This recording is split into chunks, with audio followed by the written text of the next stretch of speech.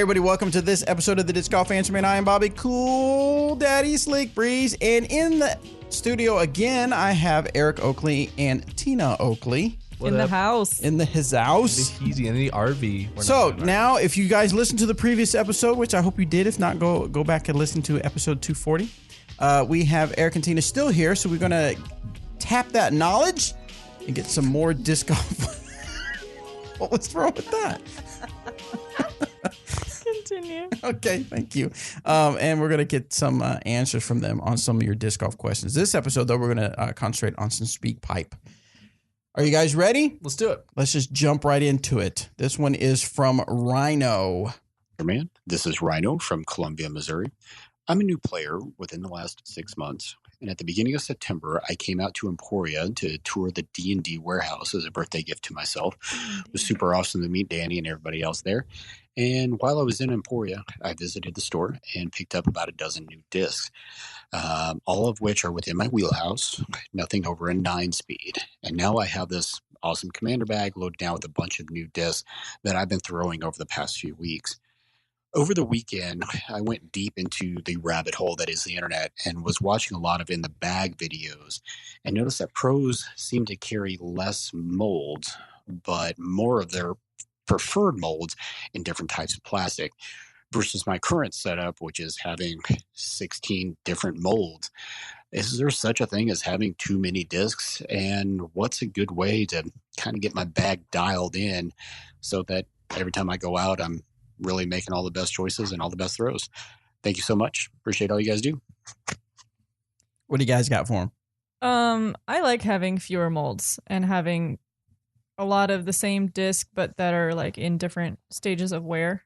For me, like for instance, I throw the trespass a lot for my distance shots, and I like having one that's straight, one that's understable, one that's overstable. And I have beat that in myself, so I know exactly how it's gotten to that point. But then when I go to throw it, each one of those feels the same in my hand, so it's going to come out in the same manner. But that's just my personal opinion. I tend to use very, very few molds, so I agree. But I think there's a level of you need to be expanding. You're a new player. Have as many molds in different plastics in your bag. Fill that thing from wall to wall. Fill the pockets with discs. Get comfortable and find the disc that really works for you, or the discs that work for you. You're in that stage where, yeah, you might see another player throw a disc, but you can't make that disc do that. It might do something completely different for you. So you need to be just trying, enjoying, and making it work. Once you have discs that are continuing to impress you and continuing to, you're continuing to find success, then start getting a few more of those and try and see what a new one flies like, an older one flies like, a super beat up one flies like, a different plastic flies like, and see if that disc is like, all right, this is the disc I think that can help me find success. And that's what I think a lot of us have done, and why we've limited that is it adds consistency down the line. But when I first made the switch, I had a lot of different molds because I didn't know what I was going to throw. I didn't know what was going to work for my style. And then it's after a year or two, it really started to cut back on the molds because I haven't thrown this disc in 2 months. In 4, 5, 6, 7 tournaments. Whoop, comes out of the bag because I don't need it because I'm using other discs for that same shot. There you go. All right, next one comes from Chris. What's up, Disc Golf Fantasy Band crew? This is Chris calling in from Michigan here. I just had a quick question for you guys. So in my my disc golf community here, I've gotten a lot of feedback from a lot of local players, kind of questioning my decisions for some of my bag, mainly in regards to my putters. So the main question here that I have is, what do you think is the right amount of putters to have, or does it just depend on comfort level? I have 6 putters in the bag, including my 2 putting putters. I have 1 main putter and then a backup just in case a catastrophe were to happen and I lose my main. I've got the XT Nova for just dead straight shots, P-Line P2 for shots I need a little bit more power on, AVRX3 for 4 hand up shots, and a C-Line, the Sky God T2 from Simon just because it's awesome and sexy and super overstable. So my main question is, do you have an idea on how many putters you should carry, and also do you think that should weigh into your selection for mid ranges? Since I have so many putters, should I take out some mids? I still have the main like 5 mids for my gamer. Again, do you think it's just a personal preference thing? So thank you guys so much, and sorry to drop some Innova discs on you, but still always love dynamic discs. Have a great one. What you guys got? Silence. I don't know what to say. Honestly, what anyone else says should have no bearings on what's in your bag. No, at no point should you be worried that you have too many putters. Are you using them? Yes. Cool. Then keep throwing them. If you're not using them during your rounds and you're not finding a reason to have them, then take them out. But if you're finding success by having that many putters, keep doing it. And it shouldn't affect. How does someone know? And I'm only asking this kind of like a devil's advocate to kind of dig deeper. How does someone know? Because for me, let me see. How do I put it? Like when I try to learn and this is the only way I can think about it, is when I try to learn some new stuff when it comes to video. Mm-hmm. I almost would rather someone tell me how to do it rather than me have to learn it.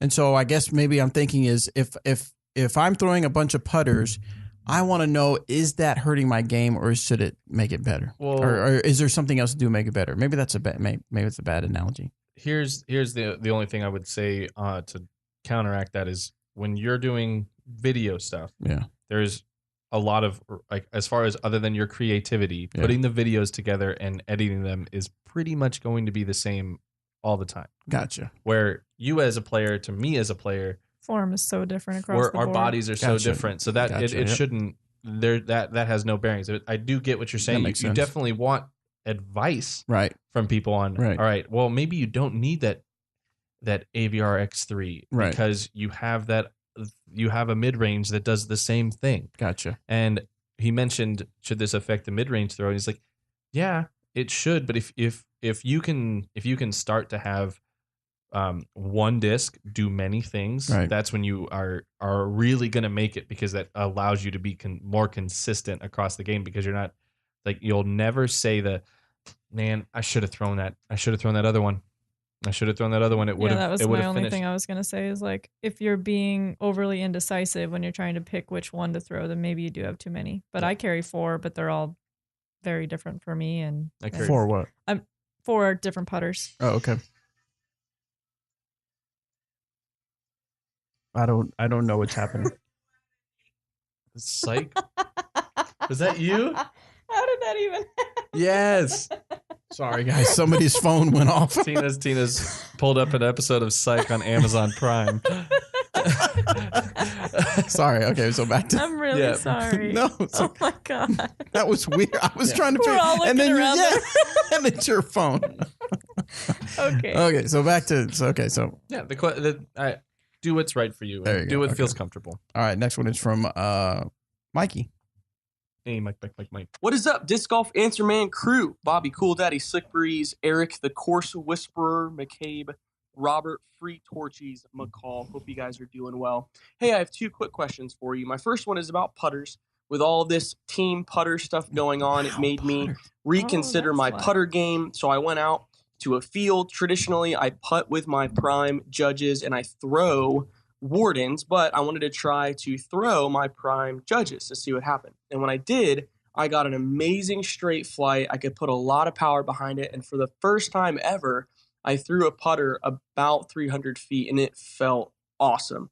So I did that in the field and I practiced it. But then when I went to the course, I couldn't seem to throw my putter straight like I did in the field. And it was really frustrating for me. It would just turn over and roll, or it'd hit a tree. It wouldn't go where I wanted it to go. So why is that? How come in the field I was throwing it straight and far and it was awesome, and then I go to the course and it just didn't do the same thing? Is it a mental thing? Is it form? I don't know. Just trying to figure that out. I really want to throw putters for accuracy. Second question. Bobby, whoa, wait. Why? Whoa. Okay. Whoa. I like this question a lot, actually, because I've definitely gone through the same thing. personally, what I think is when you're doing field work, there's so much less stress. You're really just trying to understand your discs and you're throwing confidently because it doesn't matter. There's no trees to hit. You're not competing for score. You're not trying to beat your own personal best at this course. You're not trying to hit a line. You're just throwing. And I think our best shots can come out of field work because there's no limitations mentally. I think it's more a mental thing than anything because when you do go to the course, if you're with your buddies, there's some pressure. If you're trying to hit a line, there's pressure. There's like different things you're trying to do than just throw the putter. So I'd say stick with your field work. Keep doing that until it's easily repeatable. Mm-hmm. You're so used to, you're not even thinking about it anymore when you do get to the course, but don't give up on it. I think field work is easily the best thing to better those new shots. The disc might have thrown in a straight line, but when you're on the course and there's trees, and you released it in a straight line, it was going to fly straight, but it hits the trees because you aren't used to hitting tunnels just yet. And that's where, as Tina says, that practice can come in, where we mentioned, I think in the other podcast about practice, is working your lines and trust, like Tina puts herself on a line and you throw it on that line. So now you have to do is envision that line when you're in the trees. Also, you'd probably do a lot better if you threw a Team Marshall. Oh my gosh. Hashtag Team Marshall. And then let's listen to the second part of his question. For accuracy. Second question, Bobby, why have we not seen any after hours in the warehouse videos? Those were so fun with your hoverboard and some behind the scenes stuff. He's cool. busy. Hope you guys are doing well. Have an awesome day, and thanks for keeping it real. So I can answer this one. Oh, okay. I'm just kidding. Oh, yeah. I'm like, what? Wait, what? Yes, I do need to do, I keep saying that I do need to do more. I need to sit down and write. What's interesting, what's challenging though is like some of those I had to like sit for hours and think of the script of what I was going to do and what I was going to say. Some of them were in the moment and stuff like that. And I need to figure out how to do that. So yes, thank you, Mikey, for enjoying those. And we'll see if we can figure it out. Next one is from Josh. What's up, guys? Josh from Wisconsin. And I'm just Hey. personally a fan of the West Side disc line just because of all the stamp art and just all the cool names, and just enjoy those. So my personal favorite is just the West Side Stag, and I was wondering if you guys had a favorite disc of the West Side lineup of your own. Thanks, and keep it real. It's interesting because I was looking at some potential ideas that might happen with the West Side discs over the holiday with the stamps. Mm-hmm. They are so awesome. I saw the Halloween ones. It's like taking that kind of thought process and putting into the holiday theme and some other themes. Oh, I love please. That's Can I say something? What I would speculate is a stag with a Rudolph nose. I can't remember if that was in it, but it was. That's gotta There's some be. other different ones that people are gonna. I hope. Of course, now I'm saying it, and people are gonna be upset that it doesn't happen. I hope it happens because there's potential. That'd be for it to cool. happen. So anyway, so West Side Disc. What's one of your favorite? I love the Stag. Stag. The Stag. Yeah, I threw the Stag for a long, long time. I switched to the Fury. But now you bagged the Underworld. But the only one. Do you want to tell him for me? Yeah, Tina bags the Underworld. She uses it for understable shots, and she's awesome with it. Great. I don't need to talk anymore. Well, what is your favorite disc? What's your favorite disc? Was it now? Did he ask favorite disc or favorite stamp of the disc? Our favorite disc in the West Side lineup. Oh, okay. yeah, I okay. think that's what he was asking. Yeah, I love the Underworld. It's crazy. I use it for like trick shots almost because I can throw it on a hyzer and it'll flip up and go straight right. It's really fun. It's good. I throw the Tersus Nice. for sure. I used to throw the Hatchet. Okay. It started getting too. I started turning it too much. The Hatchet. So I don't. Do you throw any of the West Side? I used to throw the Should we ask shield. Tina if you throw Yeah. any? West Side? He used to throw the shield, but Just now he these. only throws a Marshall.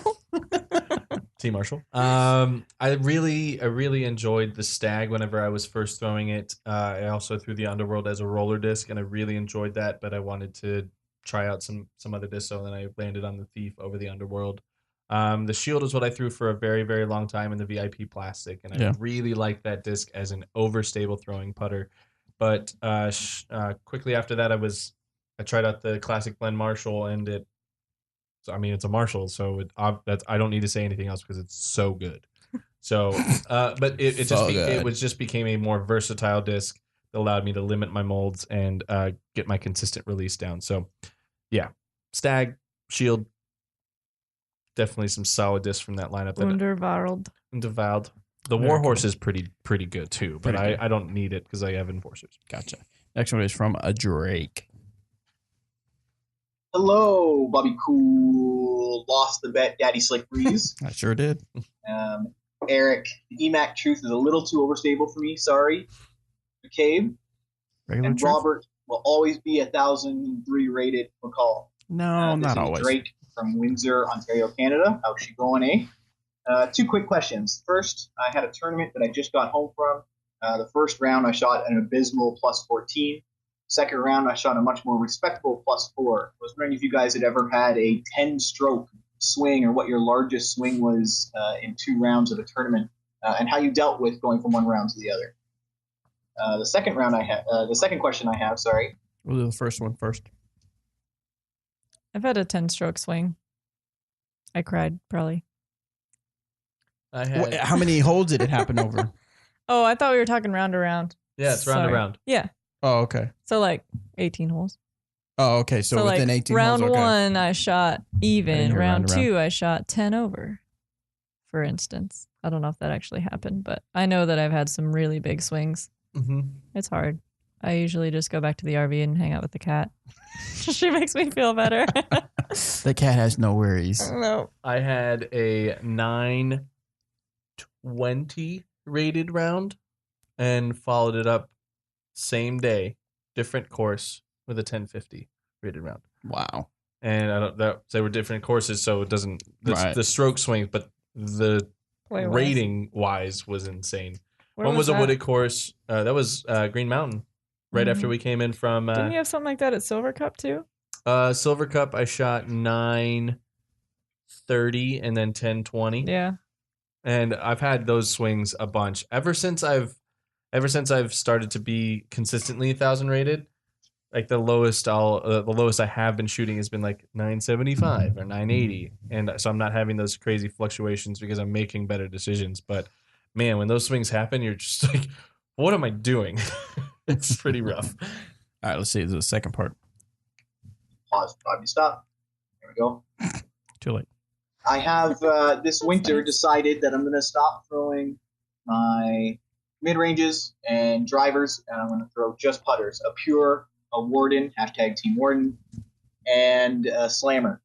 I'm trying to go for distance. I wanted to know, what do you think a good distance, what would be a good distance to reach with just a putter for somebody that plays kind of AM3, AM2? Look forward to hearing back from you guys. Keep it real. 200, 225 for an AM2 or AM3 player. I think that is that good for him to do that? It won't hurt. There'll be a learning period because throwing a putter far is almost a different form than throwing a fairway or mid-range. Right. The mid-range and putter are pretty close to each other. You're trying to spin the disc out a little bit more, where faster discs you don't need to spin because they spin for you. It'll help in getting your consistency and whatnot, and you'll feel comfortable doing it. But throwing them for distances, I don't think is necessarily the best thing to be doing. It won't hurt, but it's good to learn how to throw putters. Yes, just because they show your flaws a lot easier. You have to get your nose angles good. You have to get your release, your wobble. You have to get all that in check, or they're not going to fly. So I think it's a good strategy. I don't know if like trying to full power them, maybe over time as you learn, but it's a good tool. Mm-hmm. But yeah, but like I said, 200 to 225 would be great for an AM2 or AM3 player throwing a putter. Excellent. Next one is from Cameron. What's up, Disc Golf Answer Man Squad? Can you tell he's in his car? Did you hear the blinker? Cameron Bloss from San Diego. But before we move on, I want to make sure people understand that we do not advocate you using your phone while you're driving. Driving and speak piping. Yes, speak piping and driving, yeah. Now, he could be the passenger, so. Yeah. Escondido, to be exact, but my question was, I'm a noob to disc golf, and I've been hearing a lot of people saying, "Oh, grow the sport, grow the sport." And I get it, but I'm just wondering what is it gonna take for people to like what's going to be the point where everybody says, okay, we've done our job of growing the sport? Just kind of curious because I have a background in marketing and everything. So growing the sport, in my opinion, would just take a lot of marketing and just people, not necessarily like pros and ams, but just everybody in general, just hopping on social media more and spreading the word about disc golf. But just want to hear your opinion of what is it going to take to actually grow the sport? Like, is it? I don't know. But yeah, hopefully that makes sense. Thank you guys for all you do and keep it G real. I think there was almost two kind of questions because he said, when are we going to ever? I thought he was going to say, when are we ever going to stop saying grow the sport because the sport has grown? Mm-hmm. And the question is that never. Yeah. Right. Because we'll always want it to grow. Mm-hmm. Where some don't get wrapped up in a disc golf bubble where you think that everybody knows about it, Right. even when there's going to be more people playing it. You're always going to have the grow the sport mantra because we love the game and people tend to want to share something that means something to them and they want to share it. What's interesting is that I remember in a meeting maybe years ago, we were talking about grow the sport, and I had a similar thought where I thought, when are we going to be the sport instead of grow the sport? Just be the sport. Mm-hmm. And someone said, well, the other day they were listening to something and they were talking about how baseball was trying to figure out how to grow baseball more. And I thought, whoa, wait, what? Even now, Baseball's huge. Yeah. But the thing is that because there's so much fighting for people's attention that baseball has seen a decline in participation, people playing in leagues and stuff like that. And so they tried to figure out a campaign of how to grow the sport of baseball. And then if you think of golf, we often disc golfers often talk about how, ball golf courses are going down and they're closing and golf is on a downswing. They've got their own freaking channel, 24 hours of golf, and they have to figure out, how do we maintain the growth? How do we maintain golf being relevant? Stuff like that. So I don't know that it'll never stop being grow the sport and grow disc golf. Then what was his second part? Just how do we do that? How do we do that? Yeah, I mean, yes, on the basic level, it's going to take, Eric and Tina out there sharing it on their social media. It's going to be going out to schools, going out to clubs, clinics. Yeah. Until everybody can, if we can stop saying the phrase, like, I'm a professional disc golfer. What? I play frisbee golf. Until I can stop saying that and be like, oh yeah, I'm a professional disc golfer. Like, oh wow, that's amazing. There's a course just down the road. I've seen people. I've played. Yeah, until that becomes the constant conversation, 5% of the time. we're still gonna have to really over push the whole grow the sport thing. It's so important for our growth. Next one is from Westy. Whoa, Westy. Hey guys, this question is for Eric and Robert. All right, we'll save that one for Eric and Robert. We'll go to Ryan. I thought he was actually phrasing that to me. Do you want me to go for Robert. it? No, I can do it. I'm the other Eric. No, don't. We could just call Robert and put I him on know speakerphone. Robert would be really, really mad. Would he be? Because he gets really salty. He does get pretty salty. He's such a salty boy. All right, let's see what Ryan has to say. What's up, DGAM fam? This is Ryan from out here in beautiful Colorado. Usually a big Innova thrower. Now I'm all Team Trilogy. I love the Escape and the Maverick. Best disc on the market, in my opinion. But I was just curious. I need an overstable fairway driver. I need one that's not a meat hook, because if I usually try to disc up in the wind and go to a distance driver, everything just dumps right to left. I like to think I have a pretty good backhand, but I'm better for low speed discs. So just want to hear your suggestions on maybe an overstable fairway driver that just isn't extremely beefy. And love what you guys do. Thanks. I really like the Explorer. I just started throwing that fairly recently. For slower arm speed, it plays very well for that. Well, if he's throwing Escapes and Mavericks, or did he say Getaways? No, he said Escape Yeah, and I thought Maverick. Mavericks. Yeah, yeah, it's a step up for me for sure, but it has a similar flight pattern in my opinion. But Then just has what did you say? than an Escape or Oh, a okay. Maverick, but it has a more stable finish. I would suggest a Felon, course and you would. I would suggest a Biofusion, Fusion, lightweight Lucid, that kind of Felon, because with the Explorer, I agree with it works for your arm speed, but if he is throwing that into the wind, that disc, when it gets up to speed, the wind's going to make it feel like it's moving faster, might keep it straight. Where a Felon is a more naturally overstable disc, and if he has these, it might actually still fight. Now, the Getaway, I've heard, especially in the Lucid plastic, has worked for a lot of players as an overstable option in that fairway, and it'll feel similar to his Escape. But Felon is the best disc ever, so he should have a Felon. How does the Felon or the Getaway compare to a Convict?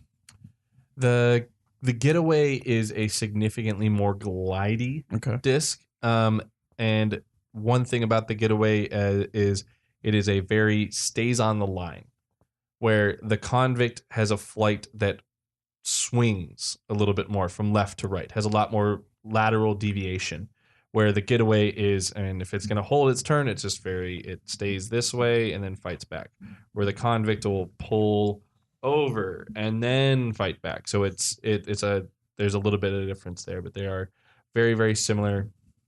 Just depends on the shot shape. Gotcha. All right, let's go to Dennis. Hey guys, Dennis here from Wisconsin. My question is, I throw left-hand backhand, and when I throw understable discs, they always fly to the right. Is that because I don't have enough arm for the disc, or is that the way it's supposed to be? I've only been playing disc golf for about 2 months now, and I'm still learning all the basic factors to the game. Appreciate your answer. It's hard to say without knowing what disc you're throwing, if they're that unstable, or if maybe they're not that unstable. But my first thought would be you might be throwing with the disc nose up, so when it's flying through the air forward, it's catching a lot of wind that's going to push it to the right. And if you can get that nose angle down, it should be flying more true to flight. Mm-hmm. Also, you are still learning, and trying more probably slower discs might help in that situation, because he might be trying understable fast discs, and you've been playing for such a short time that you're not getting the disc up to the speed it needs. So trying an understable putter like a Deputy, or an understable mid range like a Warren or a Patrol or something like that will be a good place to figure out if you actually can get those up to speed and are throwing it on the right angles and lines to get them to go to the left like you need to on that left-handed shot. Excellent. Also, you're left-handed. I'm sorry. Sorry, Zach. Boom roasted. Oh, gosh. The next one is from Anonymous, so hopefully I won't have to stop it all of a sudden. Hello, Eric. I've got a boat McCabe, Bobby, Cool Daddy Slick Breeze, and Robert. I got better hair than you guys. McCall. Does he have a reverb on? I think so. He is killing it right now. I feel like we're about to watch the most awesome trailer to a movie. In a world. Ron, the bald Viking from Mound Valley, Kansas, and I've got Bobby's hairstyle, and I'm originally from Minnesota, which explains all that. Skål. Recently, I was playing at the Independence Community College Discourse here in Kansas, and I had about 120 to 150 foot upshot on the 18th hole. I threw the disc too hard and to the right, and it was headed into the parking lot and out of bounds, and a tree jumped out in front of it, and my disc kicked back toward the basket, landed about 10 feet from it, and I had an easy putt for my three. So my question for you guys is, what is the worst shot out of your hand that actually turned out well for you? Also, one last thing, I just wanted to add, Bobby, don't grow any hair on top during No Shave November. The power donut and the ponytail are the two worst looks for balding men behind the comb over. Thank you guys for everything that you do. Grow the sport. Wait, what did he call it? The power donut? Oh yeah, I call it the toilet bowl.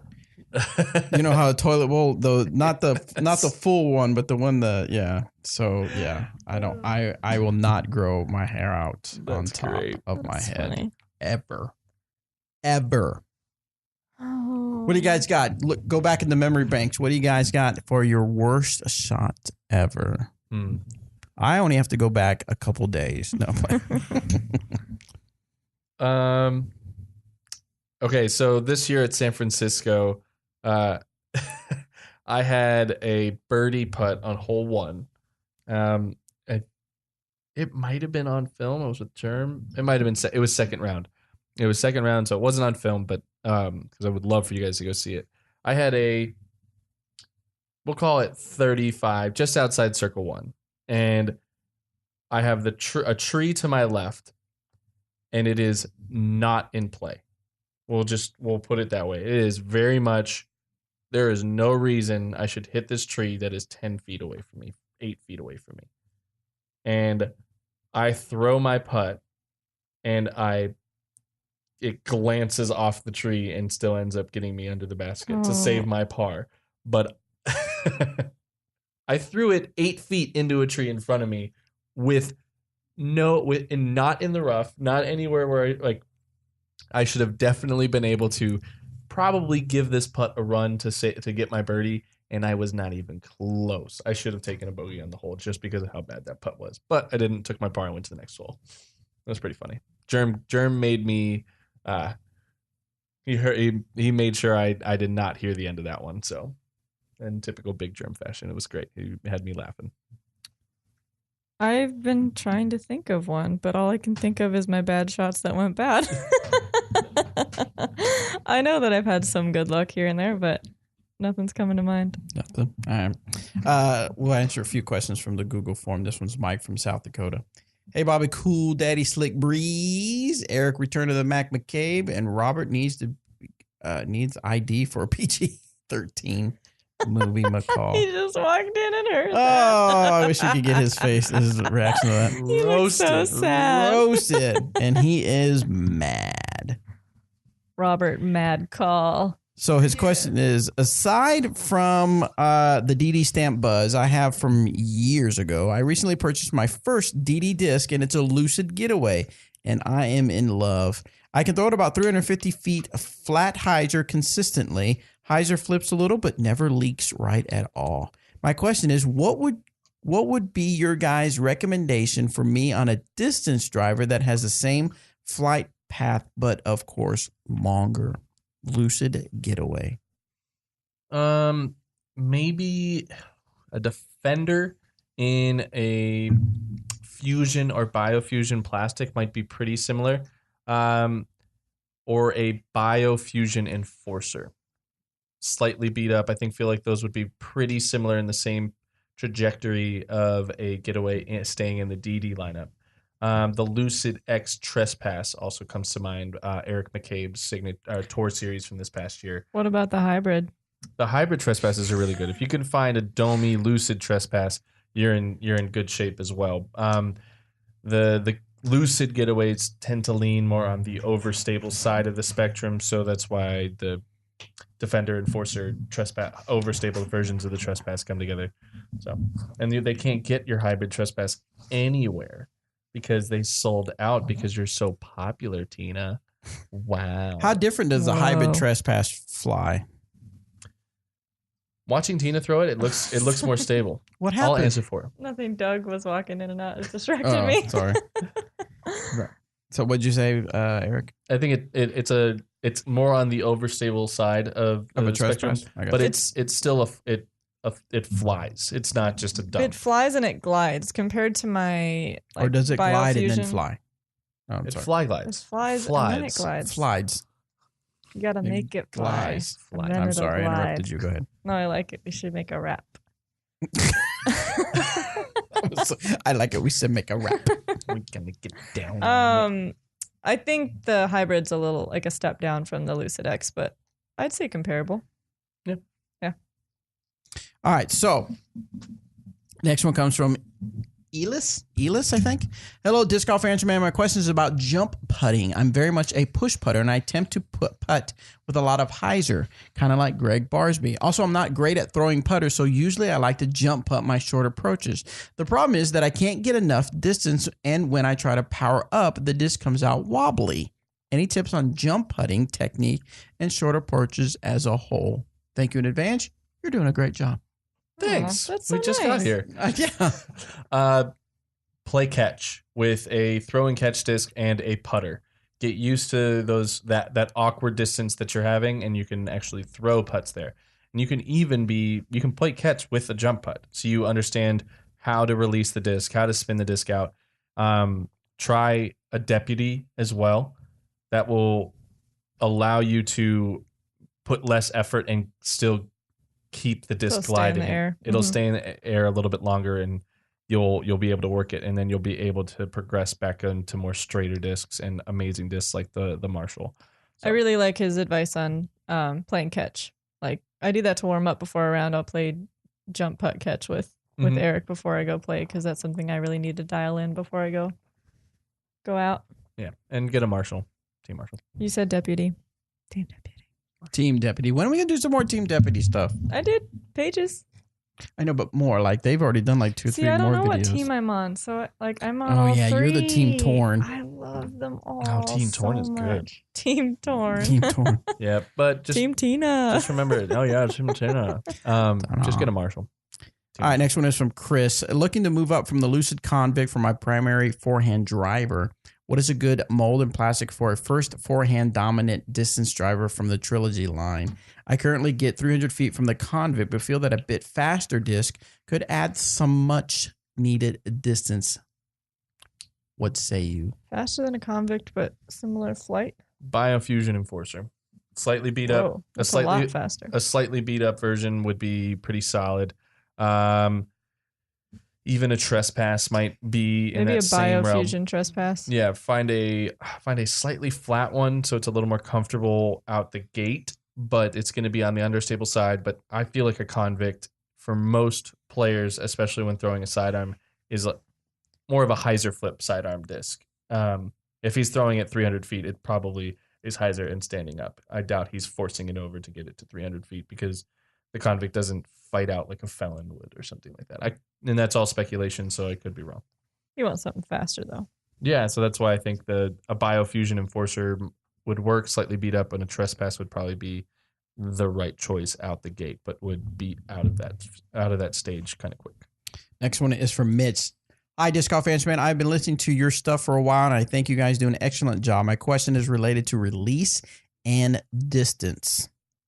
Recently, I maxed out my distance at 415 after previously I only reached 350 on a good drive. There is a problem, however, because this extra distance I got was the result of releasing the disc late, and I drove about 50 to 75 feet right of my target. He's right-hand backhand. Ignoring the fact that I was rounding, which caused the misfire, why did it go so far? Grip block. So a couple things that could be happening there is your plant foot is actually not getting out in front, allowing you to be explosive and stay in the pocket longer. And your plant foot is pulling you off your line and sending you to the right. Send it. Yeah, full sends. You might actually be in that throw. It was really, really good. Your timing was right. Everything was working.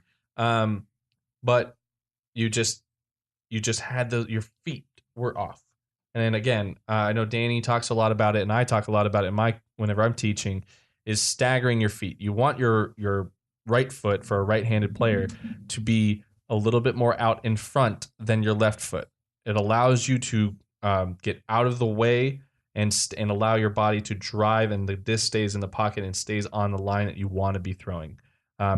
Tina and I really preach taking video of yourself, and you can easily see this. Grab a video from behind you, from the side, and all these things to see what problems you're having. Are you planning? Are you rounding? Is the disc, are you changing the angle? And that might be the reason you're not gaining distance. What if you're squaring? Well, then you're not around. Oh, okay. Making boxes. Making boxes. Be there or be square. Next one is from Thomas. I'm looking for a replacement for my MF Thunderbird. Okay. That's what it says. What does MF stand for? Metal flake. Okay, I was about to say, is he just mad at the disc or what? Mm. My MF Thunderbird. I lost it playing a casual round and have felt lost without it. What would you recommend out of the trilogy lineup? Thanks for the help in advance. Make sure to keep it real. I was saying he about kept it real with that MF Thunderbird. The Felon is a solid option. If you're Metal Flake Thunderbird, your MF Thunderbird was on the overstable side, but the Lucid Getaway would resemble the actual flight a little bit more if it was also overstable. So either one of those discs can definitely fill that role. The Fusion, the Burst Getaways, I think are on the straighter sides that are very similar to Thunderbird. So I definitely think if that's what it was for you, that's where I would go. I would also suggest a beat up Felon, but that's just because that's all I throw. But the Getaway is a great disc that resembles the Thunderbird and offers a lot of the same versatility. Next one comes from Tanner. If you're putting really bad during the first round of a tournament, what should you do between rounds to make yourself better for the second round? Just quit. Just don't even play the second round. Go home. Yikes, Bobby. That's hard. Go get some pizza. Yeah. Should you ever make changes if things just do not feel right, or just write it out and hope it gets better? I really like to focus on one thing, and usually that one thing is follow through, but it might end up being something else if I'm noticing certain flaws. Maybe my back foot is in a different place than usual, but usually the one thing I focus on if I'm missing putts is following through and making sure that my fingers are in the middle of the chains when I let go. And so when I'll do that in my putting practice in between, like during my lunch break, I'll just putt practice and just, okay, follow through to the chains. And then during the next round, then that's the one thing that I focus on. You know, we all get in funks and there's not much you can do, but I wouldn't change much. Yeah. No reason. You gotta know trust how, it. You know how to putt and focus on one thing and it'll figure it out. All right, this one's from Juan. This is a rules question, so put your thinking cap on. Ready? Bam. Should the PDGA instate a rule that limits the number of discs a player may carry in an entire tournament? Each player, upon check-in, would submit a list of the discs with the description, color, weight, stamp they will be carrying for that tournament. With this, a maximum number of discs, let's say 25, could be carried during the round. I believe this would put more pressure on the players' shot selection, and if the tournament is played on multiple courses, would put more emphasis on well-roundedness of bags. My first thing is, how do you police that? Mm-hmm. It's not. I mean, I know golf doesn't. Golf have some limitation, but golf has, Japan, an official. The Japan Open put an official stamp on every single disc. Oh, okay, that would make sense. Then all of our discs would just have stamps from all these different forever and ever. Yeah, and it becomes a little tedious. Now, I don't think that that's something that we can implement right now in our sport, still being, in an honest opinion, in its early adolescence, that we could do that. I would love to see a little bit more restrictions on, when we show up to a big tournament, the discs that we're using, and if we add any discs before the round, we have to check those discs in before we play to make sure that all the discs are up to specification. There are, I can tell you that plenty of discs are unmarked. I can tell you that plenty of discs might have improper holes or stuff like that, and people end up still using them.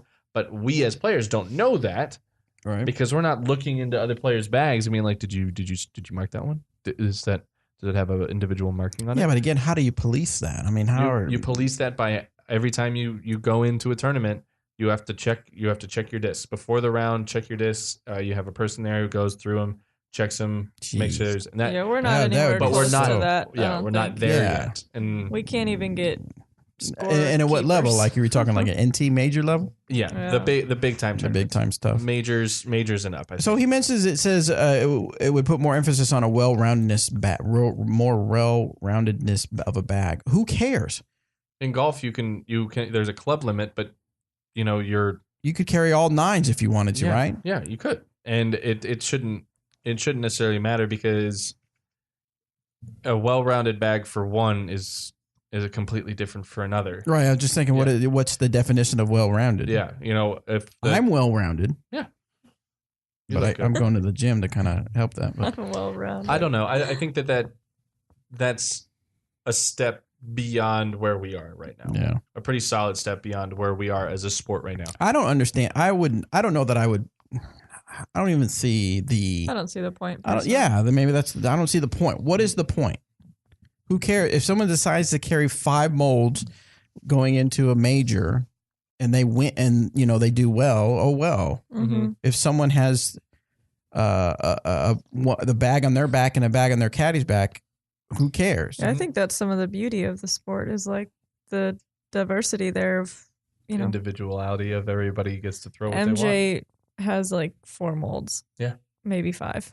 Like, then Eric carries a ton of discs, and maybe it's just, I think that's the cool part. Carry a ton of discs? What are you talking about? Well, not different molds, I guess, but I don't even carry that many discs. I've tried to carry your bag. It's heavy. When I'm doing a practice round, heck yeah, it is. I stuff that thing to the rafters. I didn't know that was going to offend you so much. Calm down. I don't. All right, let's get your all's take on this. This is definitely a newbie here, Matthew from Colorado. I'm wanting to start playing amateur events around Colorado, New Mexico in the next couple of years. I'm thinking I will enter the events as an intermediate. But can you explain A, B, C, and X tiers? Always one of those intermediates. I I mean that as in like he said it. I'm going to be an intermediate. I'm going to be a intermediate. Never mind. It's like calling somebody a left-handed. It's just funny. Never mind. It's not. It's not funny. Your Lucid X felon. All right, I'm out of here.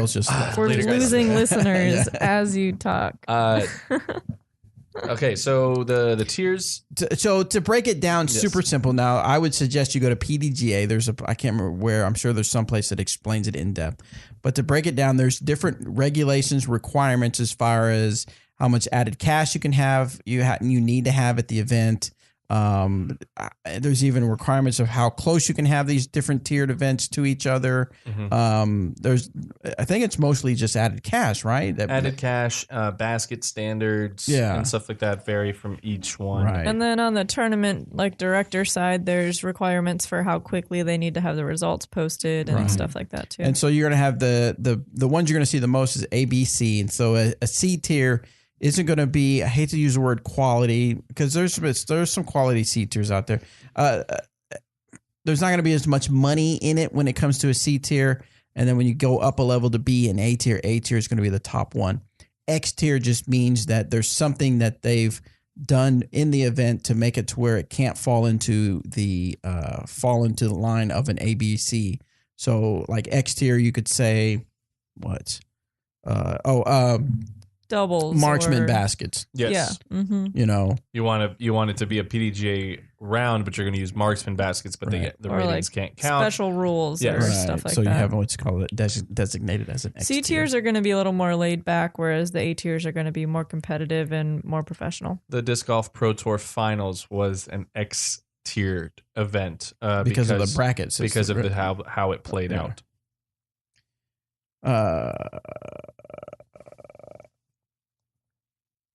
We will skip that one, and we will go to Seth Harwood. Hey, Seth. What's up, Seth?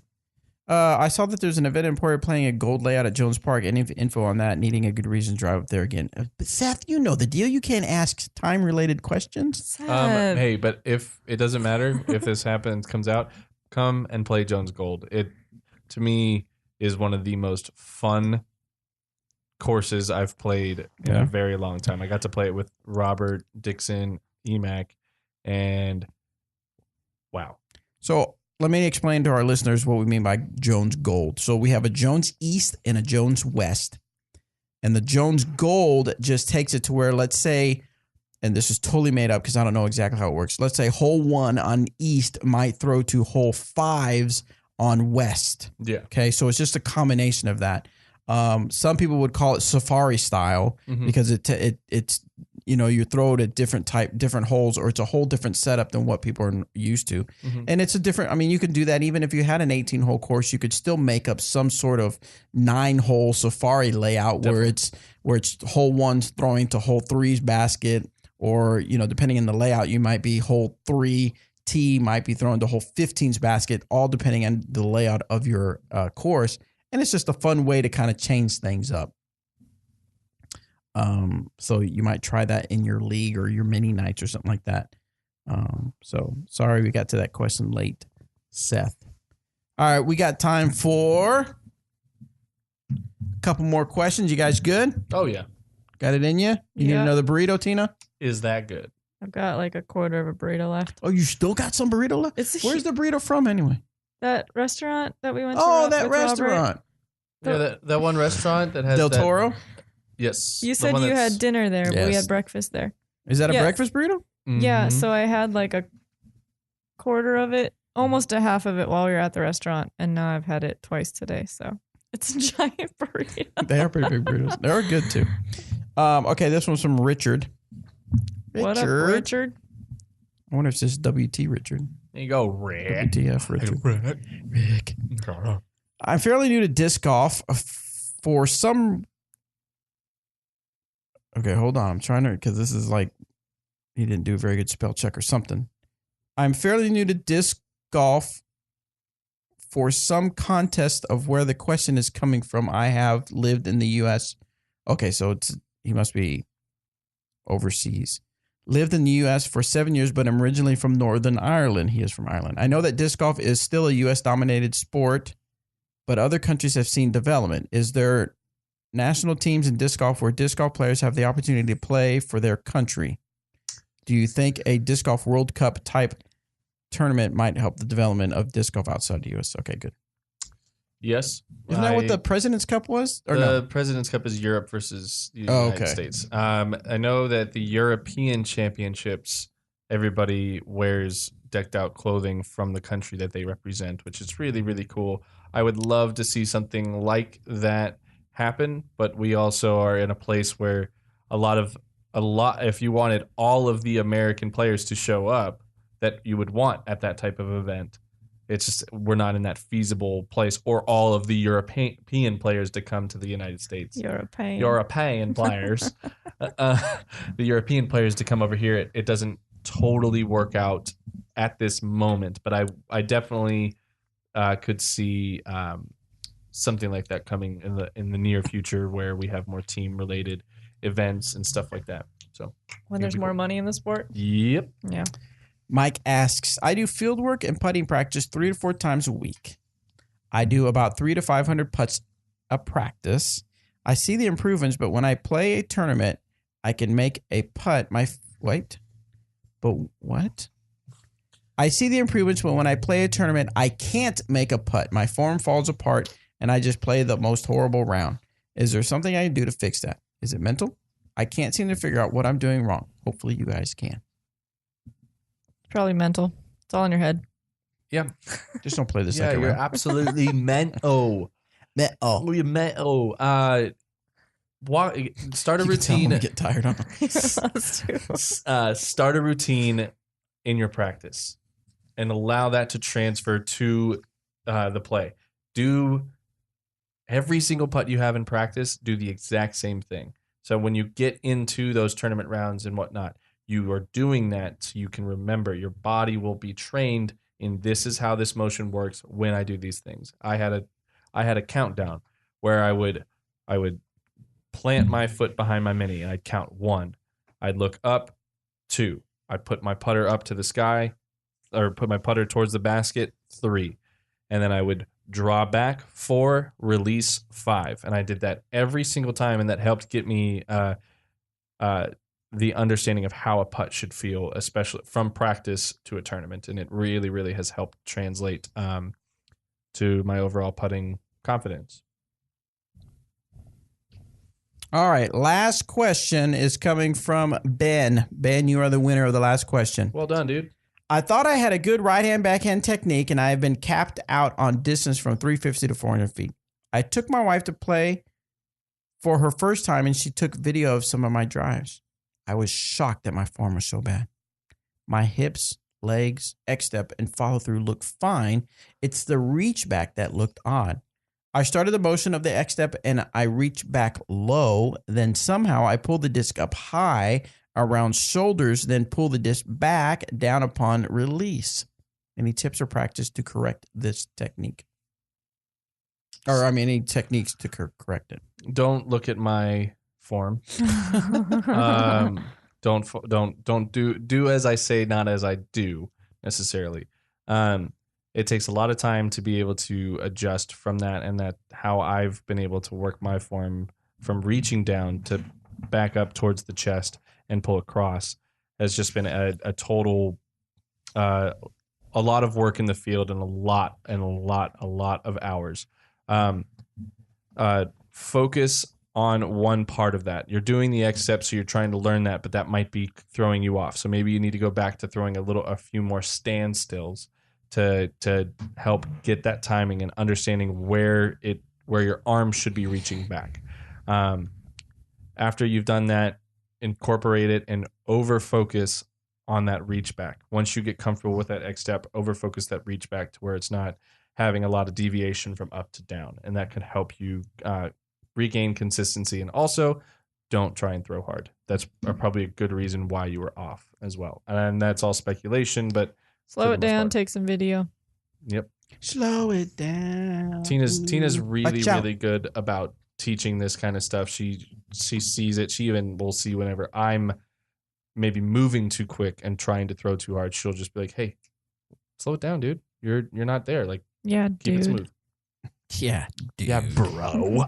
All right, guys, thank you so much. That's all the time we have for the audio podcast. We'll talk to you a little bit on the YouTubes and get some questions, but I know you audio guys don't like to hear the YouTube stuff, so we will let you go. Cut you loose. Later, audios. Oh, they tell me all the time on the Reddits. Everybody's on the Reddits. Audios. Everybody's got an opinion on the Reddits, so we're going to let you go, audio people. Thank you so much for tuning in and listening to the show. We will see you next time. Oh, and thank you to Tina and Eric for stopping by. Hey, you're welcome. You're welcome. And adios. Adios. Sorry. Adios. He really needed to be acknowledged for that. Adios. Actually, I'm taking ownership of that. So, Adios. All right. Thanks, guys. We'll see you.